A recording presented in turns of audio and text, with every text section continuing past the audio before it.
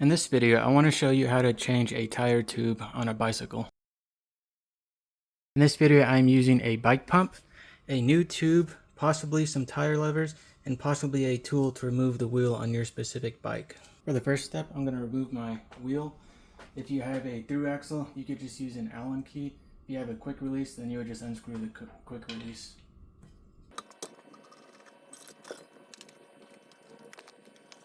If you have disc brakes, make sure that your hands are clean so you don't get contaminants on the disc. Next step, I'm going to remove the plastic cover and purge the tire of any air. So I'm going to loosen this. This is a Presta valve.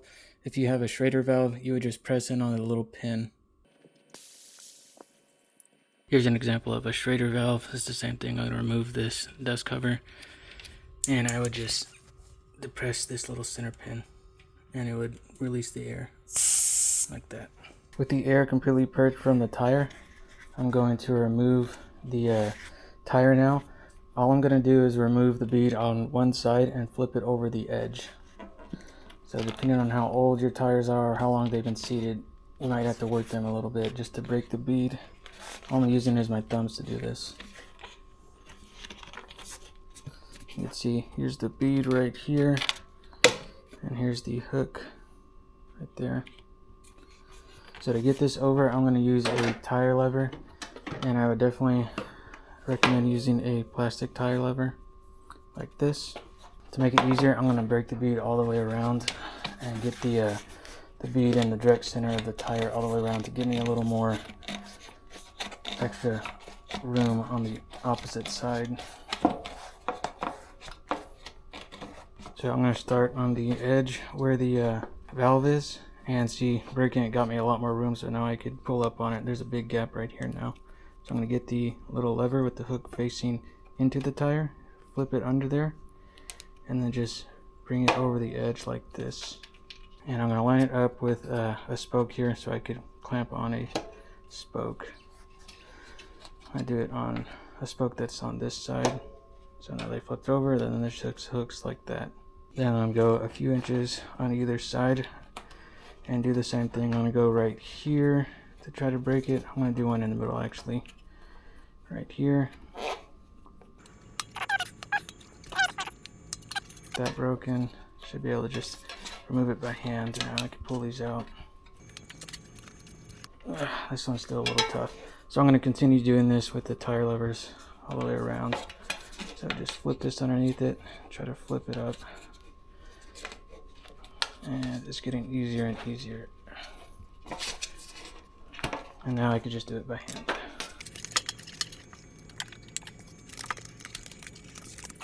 So now that I have the bead broken, I'm going to press the tube through. So I'm going to fold this down like this to expose the tube. And I'm just going to press on the valve like this to help get it through. This might be a really tight fit, so it's a little difficult. And then I'm going to slide the tube out like this.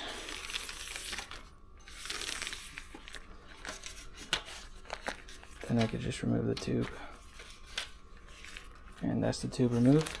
Next, I'm going to open up the new tube. Now I'm going to put a little bit of air just to pump this up. This is required so that it doesn't get pinched inside the tire when you reinstall it. So I'm going to open up the valve, make sure it's loose, mix up the air. And look at the tubes. Depending on the manufacturer, they'll give you a max pressure when it's not in a tire. I think these ones are like 5 psi, but I don't need to go anywhere near that, just enough so that it plumps it up like that. Seems okay. So now I'm going to reinstall it. I'm going to start at the valve outlet on the wheel. So this is basically just a reverse of how you removed it. So I'm going to make sure and flip this so that the valve faces inward. Make sure that this is not bound up at all. So I'm going to start down here. Here's my valve I'm going to stick through. Just like that. I'm going to go and put the dust cover back on so that it can't pull back through accidentally. Now I'm just going to kind of stuff this in all the way around. I'm making sure to start right here at the valve side and then work to all the way to the other side.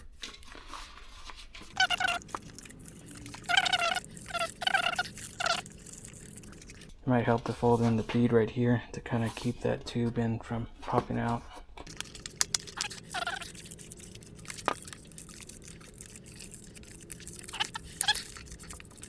Okay, close enough. Now I'm just going to slide the bead of the tire over it. This keeps on wanting to pop out. So be very careful not to pinch the thin tube, especially if you have TPU or latex. They're thinner than the butyl rubber. So by pinching, you don't want to have this bead compress the tube between it and the rim. So now I have it most of the way. I have the bead seated all the way around, so I'm going to make sure it's in the direct center, lowest portion of the rim, so that it's easier to flip the very end of the bead up here over the edge of the rim. So now that I have it almost there, I'm going to spray a little bit of soap just on the edge of this bead right here to reduce friction. And what you could do is also just put it on your hands and then wipe it on if you don't want to get residue everywhere. Just slide it on the underside of it like this to reduce. Okay, so this is where you need good thumb strength to slide this over like this.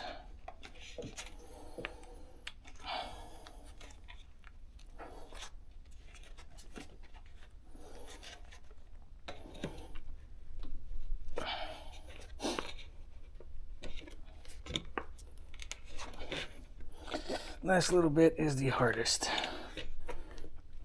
Almost got it. Got it. Popped over. Now I'm just gonna look around the edge here and make sure that there's not the tube being that could be compressed right here where the valve is. You can see that it, just because of the valve flange right here, it kind of pokes it out a little bit. So just look for any of that all the way around. Now that that's done, I'm going to start putting a little bit of air. So I'm going to remove the dust cap. I'm only putting a tiny bit just to give it some shape. I'm going to check again for any pinched tubing, because now it's pressed out against the tire. And I'm making sure everything is seated correctly. Alright, everything looks good. So now I'm going to add a little bit more air. I'm going to go up to about 30 psi.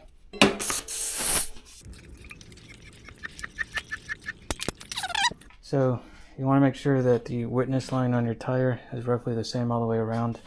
On the exact opposite side of the valve, it's probably not. It probably hasn't poked out yet at these low pressures. So I'm just going to look around, make sure there's nothing obviously wrong. I always like to just put a little bit of pressure and really roll it. So if there's anything that's pinched or out of place on the inside, it'll force its way to be correct. And at this point, I'm going to go up to about 60 psi. And any unseated areas where the witness line isn't visible, they should pop out at this point. Now I can look all the way around, and I see the witness line is completely visible and symmetrical all the way around right now. Everything looks good. Check the other side, same thing. The little witness line is the same all the way around. Everything looks good. So now I'm going to finish pressurizing it to what I normally keep it at. These I keep around 72.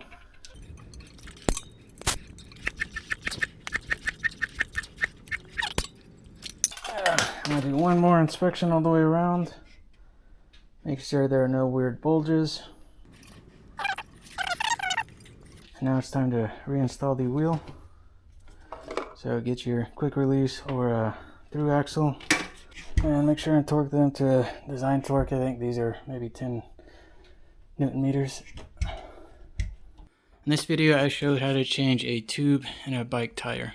Thanks for watching.